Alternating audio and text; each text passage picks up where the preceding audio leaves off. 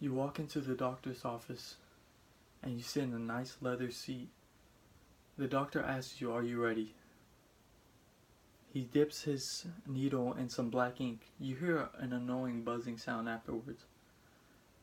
Then the needles touch your skin. You flinch once, and then you flinch twice. Then the pain becomes tolerable enough for you to handle it. Ladies and gentlemen, you just have begun getting your first tattoo. Hi, my name is Edward Zadansowitz, and today I will be discussing the life of George Burchett Davis, aka known as the King of Tattoos. First, I will discuss the early years of George Burchett Davis. Then I will discuss his journey and love for tattoos. George Burchett Davis was born on August 23rd, 1872 in England. He had a younger brother named Charles Davis. When he was younger, him and his friends had called tattoos scratching because that was the sensation you got when you were getting tattooed. As a teen, he was a bit of a troublemaker according to Tattoo Archive. He would tattoo kids in school, during class, in between classes, and cause a lot of problems with teachers for doing these scratchings during school. He would tattoo his younger brother, Charles, for the low price of a couple of licorice sticks. He would tattoo his younger brother at the age of 5. His brother was only 5 and getting tattoos. So doing all this stuff in school would eventually get him kicked out at the age of 13. So George decided he wanted to go to the Navy. The Navy wasn't a good idea, for his parents did not want him to go because it was too dangerous. So behind their backs, he had his grandmother sign the forms for him to get into the Navy. But in the Navy is when he started to express his tattoo ideas even more. He had more men to show him, like, who already had tattoos, and he had grown inspiration from traveling around the world. He got his first tattoo kit from a seaman in the Navy. After the Navy is when George really started to love tattoos and getting into the tattoo scene. George had eventually fled the Navy and moved to the city of Jerusalem, where he had really found his love and passion for tattoos. After he escaped, George has changed his name from George Burchett Davis and took out the Davis and just became George Burchett. After 12 years of being away and learning the art of tattoos, he had eventually went back to his homeland of England.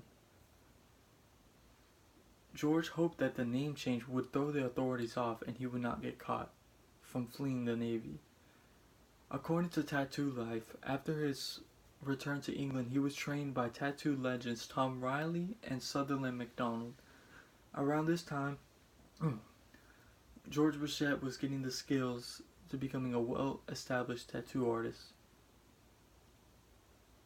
He started to get some serious recognition from European royalty and getting some high-respected clients. Some of his clients included King George V from the United Kingdom and King Frederick of Denmark. He started to create his own styles and line work. These styles he had learned over the time of traveling in Asia. From Asia to Africa to Southeast Europe, he had learned all these different techniques and line works. He incorporated different styles and different shadings, and he had created a new thing that people had not known at this time, which makes George Burchett very famous. Is he did cosmetic tattooing, which is kind of doing makeup and eyebrows for people, and this had really made his fame and created a huge tattoo craze. He was featured on newspapers, BBC television, and his tattoos were being showcased all over Europe and around the world. This created a different scene for tattoos because people weren't just getting tattoos for tattoos anymore. Boxers were getting black eyes to represent their boxing days. Women were getting names of their husbands, and it created a huge tattoo craze at this time. Unfortunately, at the age of 81, George Burchett had died on a Good Friday. His brother, Charles Davis, continued to tattoo afterwards, but this would not make him as famous as his brother. Even after his passing, the cosmetic tattooing still occurs to this day. One of his biggest accomplishments was the cosmetic tattooing.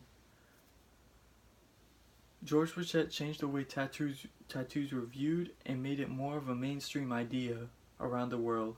Today I discuss George Burchett and his early years and his journey to becoming a great tattoo artist.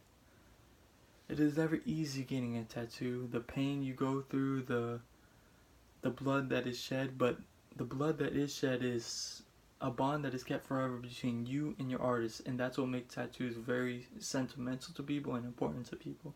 My name is Edward Zananswitz, and today I discuss the life of George Burchett and his love for tattoos. Thank you.